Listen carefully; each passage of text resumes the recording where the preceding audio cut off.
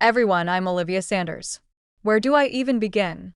I'm 28, killing it in my marketing career, and thought I had my family drama under control. That all changed with my little sister Emma's wedding. I was helping her plan this perfect day, doing my best to ignore the looming presence of our dad, Robert. Ever since the divorce, he's been a mess, drowning in booze and bad decisions. The worst of which is his new girlfriend, Veronica. She gave me bad vibes from the start. Liv, do you think Dad will actually show up sober? Emma asked one day while we were picking out floral arrangements. I hope so, Em, for your sake, I really do, I replied. But hope wasn't enough. As the big day got closer, I found myself playing referee more than maid of honor. My boyfriend Marcus was a saint through it all. Babe, he can't control everything, he said. I know, but if Dad ruins this for Emma, I'll never forgive him. I had no idea how much worse it would get. A week before the wedding, I met up with my best friend Zoe for coffee. She's always been the voice of reason. Spill it, Liv. What's really bugging you about Veronica? Zoe asked, giving me a knowing look over her latte. I leaned in, lowering my voice. There's something off about Zoe. The way she latched onto Dad, so quickly. How she's always whispering in his ear. And get this, I overheard her on the phone talking about some big score coming up. Zoe's eyes widened. You think she's conning him? I don't know, but I'm going to find out. That determination led me down a rabbit hole. Late nights scrolling through social media. Discreet calls to Dad's old friends. I was piecing together a puzzle I wasn't sure I wanted to solve. The day before the wedding, Emma and I were at the venue when Dad and Veronica showed up unannounced. Daddy, Emma squealed, running to hug him. I stayed back, watching as Veronica's eyes darted around, calculating. My little girl, all grown up, Dad slurred, and my heart sank. He was already buzzed.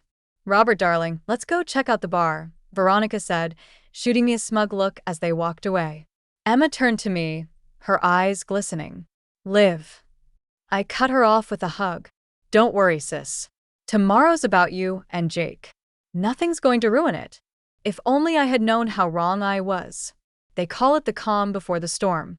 While our storm was brewing, and it was about to hit like a Category 5 hurricane.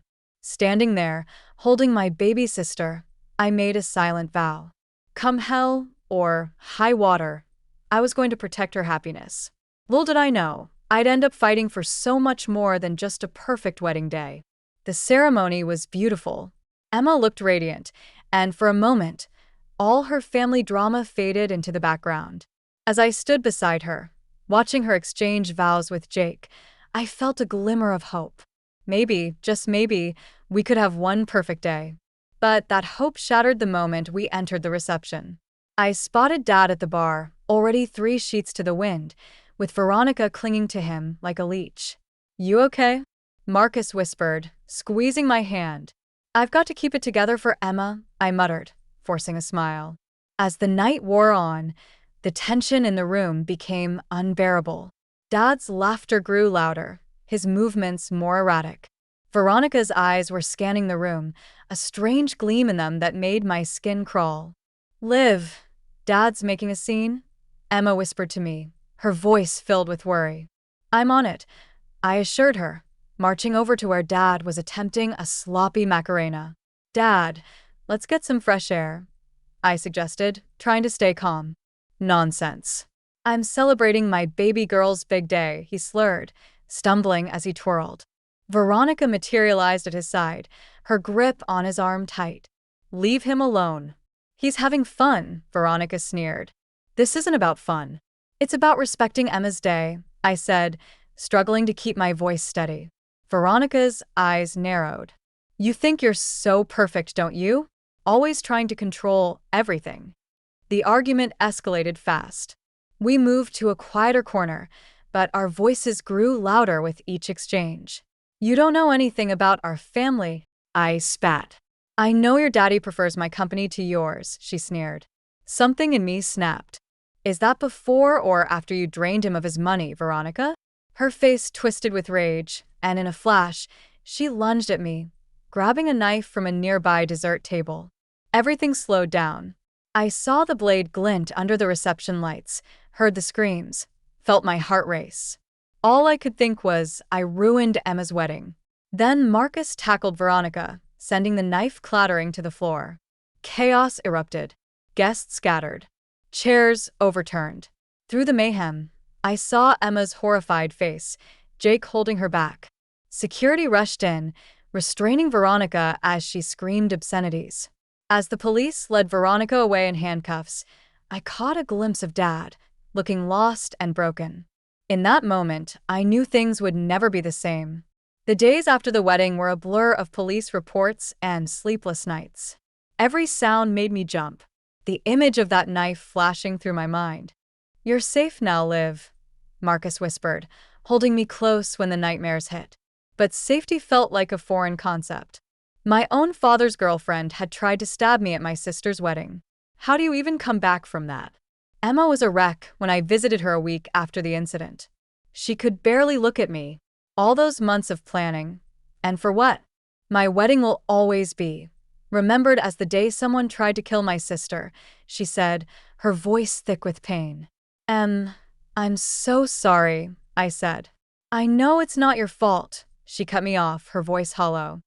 But I can't help feeling like our family is cursed or something. Dad, on the other hand, was living in a world of denial. He called constantly, leaving voicemails that made my blood boil. "Olivia, sweetie, let's not blow this out of proportion." Veronica was just upset. She didn't mean any harm. The final straw came when he showed up at my apartment, reeking of booze.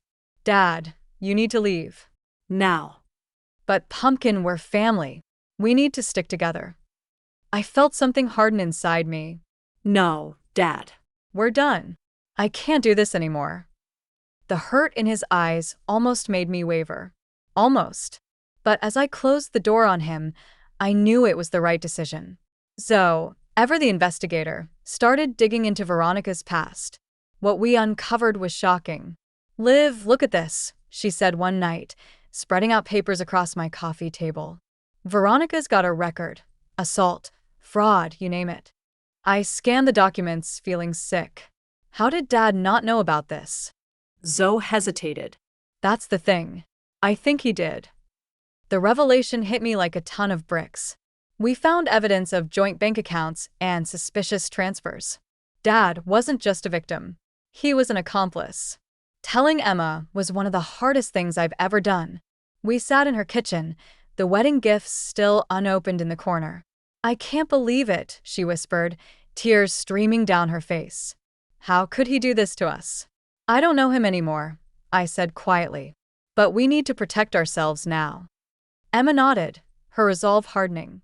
"I'm with you, Liv. Always." The guilt was overwhelming. I'd exposed our father's crimes, potentially ruining his life. But had he not already done that himself?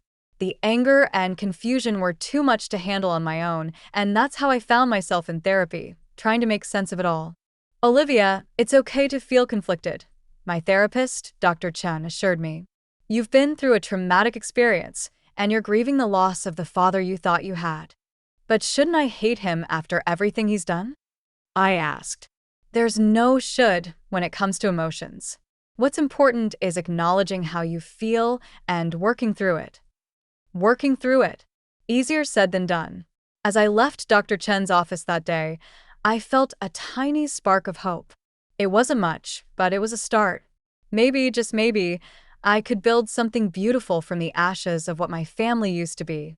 6 months after the wedding, I found myself in a place I never thought I'd be. Happy, despite everything. Emma, Marcus, Zoe, and I had formed an unbreakable unit, our bond stronger than ever. To new beginnings, Emma toasted one night over dinner at my place. And to family, the one we choose, I added, clinking glasses with my sister. Veronica's trial was a media circus. I sat in a courtroom, my stomach in knots, as her true nature was exposed for all to see. Dad sat next to me, looking shell-shocked as evidence of her past crimes came to light. But the real bombshell was yet to drop. Zoe and I had been working tirelessly, gathering evidence of Dad's involvement in Veronica's schemes. "Your Honor," We have documentation proving Robert Sanders' complicity in Miss Blake's fraudulent activities, our lawyer announced in court. As the legal proceedings unfolded, my career was taking off in ways I hadn't expected. One Friday afternoon, my boss called me into his office. "Olivia, we're promoting you to Senior Marketing Director. Your resilience and creativity this past year have been exceptional." I left his office in a daze, immediately calling Marcus. "Babe, that's incredible," he exclaimed. "I'm so proud of you." Amidst the chaos, Emma and Jake decided to renew their vows. This time, it was a small, intimate affair in their backyard. "Second time's the charm," Jake joked, making Emma giggle as they exchanged rings once again. Watching them, I felt a weight lift off my shoulders. We were healing. Finally. All of us. The day of Veronica's sentencing arrived. I stood to deliver my victim impact statement, my voice trembling but steady. The scars from that night run deep, but they've made me stronger. I'm here today, not as a victim, but as a survivor. As Veronica was led away in handcuffs, I felt the chapter of my life closing. The real celebration came a month later. Emma, Jake, Marcus, Zoe, and I were at my favorite restaurant, toasting my promotion and our collective resilience. To Olivia, Zoe raised her glass, "The strongest person I know." To all of us, I corrected, looking around at the faces of the people who'd stood by me through hell and back. For proving that family isn't just blood, it's loyalty and love. As we laughed and shared stories, I realized something profound. The past year had been a nightmare, but it had also been a gift. It showed me who my real family was, taught me my own strength, and gave me the courage to cut out the toxicity in my life.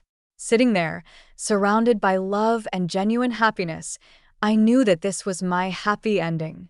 Not perfect, not without scars, but real and beautiful in its own way. And as I looked toward the future, I felt nothing but hope and gratitude for the family I found and the strength I discovered within myself. So, that's where my story ends. But I'm curious about your thoughts. If you were in my shoes, would you have given your father another chance after everything he did? Or would you have maintained those boundaries like I did? It's a tough call, and I'm sure many of us have faced similar dilemmas with toxic family members. Share your experiences in the comments. I'd love to hear how you've handled these situations in your own lives. If this story resonated with you, please hit that like button and consider subscribing for more real-life drama and discussions about navigating complicated family dynamics. Your support means the world to me, and it helps me continue sharing these personal stories. Thanks for watching. I'll see you in the next video.